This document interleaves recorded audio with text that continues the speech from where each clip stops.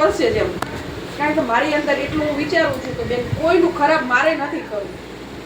મારે જો એક વસ્તુ ખોટું ખરાબ ક્યારે થાય કે મારે તમારી જોડેથી 5-25 લેવા હોય તો ખરાબ થાય, બરાબર.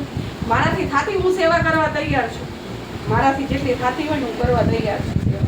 કોઈ મા બાપ વગરના સંતાનો હોય તમારી આજુબાજુ, આપણે તમારી આ સોસાયટીમાંથી વાત કરી હતી મને કે એના પપ્પા ઓફ થઈ ગયા છે એડ્સમાં તો એની વાત કરી હતી. અમે મુલાકાત કરવા માટે પણ ગયા હતા. જો એને દીકરીને ભણવું હોય ને તો આપણે અહીંયા આગળ બધું નક્કી પણ કરીએ એવી હતી કે ભાઈ ભણવું હોય તો આપણા બેન સ્વામિનારાયણ વાળા બેન છે આશાબેન પટેલના વિડીયો પણ તમે જોતા હશો. તો મેં એમને નક્કી કરી દીધું હતું કે બેન અમે આવી રીતે લઈને આવીશું, એના સગાવાલા લઈને આવીશું અને તમને દીકરીને ભણાવવાની છે. તો કે કાંઈ વાંધો નથી બેન, તમે દીકરીનું બધું બાયોડેટા લેતા આવજો, એનું બધું ડોક્યુમેન્ટ બધું શું છે ક્યાંની છે પછી આપણે રાખવા તૈયાર છે.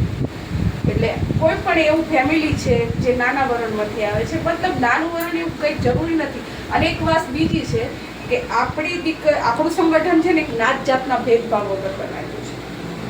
કારણ કે માણસ છીએ આપણે, માટીમાંથી આવ્યા ને માટીમાં જ જવાનું છે, બરાબર. અહમ ઈગો નહીં રાખવાનો કે ભાઈ ફલાણો આમ છે ને આને હું બોલાવું આને આમ કરું. અને એક વસ્તુ કે આપણી જે દીકરીઓ છે અત્યારે તો આમાં દીકરીઓ લગભગ ઓછી છે, બધા પરણેલા છે એટલે વાંધો નથી. પણ જે દીકરીઓ છે એ નાત જાતના ભેદભાવ વગર જ્યાં 2 દિવસની લવશીપ કરી 2 દિવસની લવશીપમાં એ રાત ભાગી જાય છે અને પોતાના એમને અબ્દુલ સારો લાગે છે. એમ નથી કહેતા મુસલમાનની છોકરીઓ આપણામાં આવી જાય છે, એ પણ નથી જોતી કે એમના ધર્મ વગર આપણે એ કરવાનું, પણ પોતપોતાનો ધર્મ સાંભળીને તમે જો.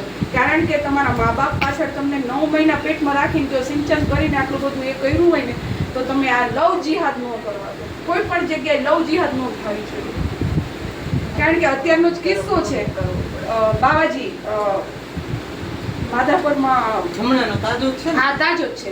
હું કાંતા વિકાસ ગૃહમાં છોકરીને મૂકીને આવ્યા છીએ અમે, બરાબર. કાંતા વિકાસ ગૃહમાં દીકરીને મૂકેલી છે.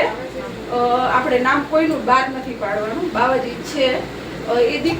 એ છોકરો પેલા ભગાડીને લઈ ગયો તો રબારીની છોકરી ગાયત્રીનગરમાંથી, અને એ રબારીમાં પહોંચી ન વરાયું એટલે રબારીની દીકરી પાછી મૂકી ગયો અને પછી લઈ ગયો બાવાજીની. ખબર છે બાવાજીમાં ક્યાંય ભણાવવાનું નથી, એકત્ર થવાની નથી જોઈ.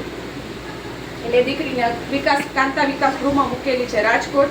અને એની ફેમિલીની પાછળ આપણી પાછળ આપણે બી છીએ, વિશ્વ હિન્દુ પરિષદ પણ છે અને સાથે સાથે સનાતન ધર્મ પણ આપણી જોડે જોડાયેલો છે. જો આપણે ક્યારેક હું છું, મારી પાછળ તમે છો ને તમારી પાછળ બીજા છે એટલે કંઈક તો ચેન વગર કાંઈ નથી થવાનું. કારણ કે જો હું રાજેશ્રીને ઓળખું છું, રાજેશ્રી તમને ઓળખે છે, એવી રીતે આપણે બેનો બધી એક થઈશું તો જ કંઈક. કારણ કે આવનારો જમાનો, આવનારી પેઢી હજુ કેવી આવશે કોઈને ખબર નથી, શું થશે શું નહીં.